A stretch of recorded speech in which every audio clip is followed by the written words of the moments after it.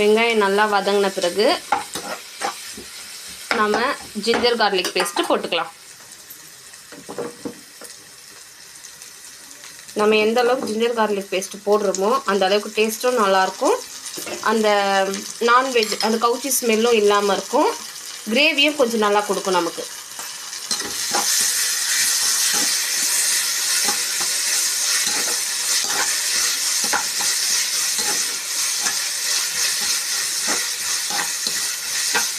பச்சை வாசனை போகிறதுக்காக கொஞ்ச நேரம் மூடி வைக்கலாம்.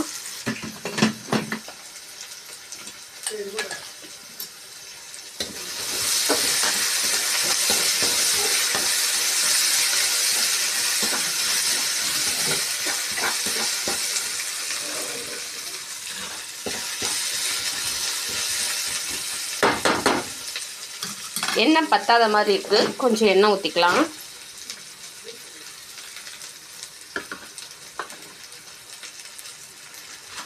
இப்போது தக்காளி போட்டுக்கலாம். சும்மா ஒரு ஹாஃப் தக்காளி தான், இல்லையா ஒரு தக்காளியில் ஒரு முக்கால்வாசி தக்காளி மட்டும் போட்டால் போதும். ஓவர் புளிப்பாக இருந்துச்சுன்னா இதுக்கு நல்லா இருக்காது. சால்ட்டு உங்களுக்கு எவ்வளோ தேவையோ அந்த அளவுக்கு சால்ட்டு, ஒரு ஹாஃப் ஸ்பூனு டர்மரிக் பவுடர். இப்போது இந்த உப்பு மஞ்சளும் சேர்ந்து அந்த தக்காளியை நல்லா கரைச்சி கொடுக்கும். அதுக்கு நாம் என்ன பண்ணுறோன்னா மூடி வச்சுக்கலாம். ஒரு 2 நிமிஷம் மூடி வச்சுக்கிட்டா போதும், நல்லா குழஞ்சி வரும்.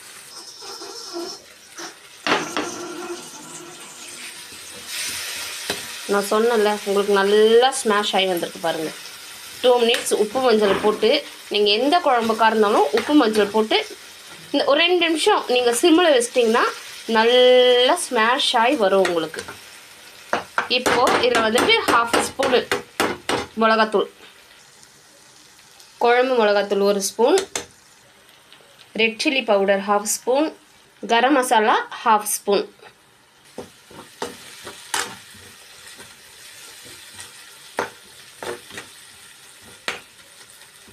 இப்போது ஈரலை நல்லா வாஷ் பண்ணி வச்சுருக்கோம்ல அதை சேர்த்துக்கலாம்.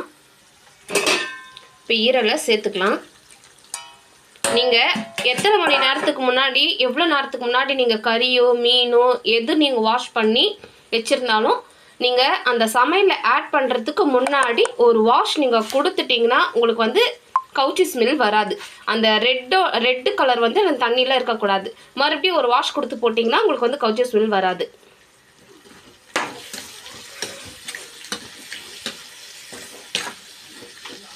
இது இன்னும் கொஞ்ச நேரம் நம்ம வந்துட்டு மூடி வச்சுருக்கலாம். மூடி வச்சுட்டு பார்ப்போம்.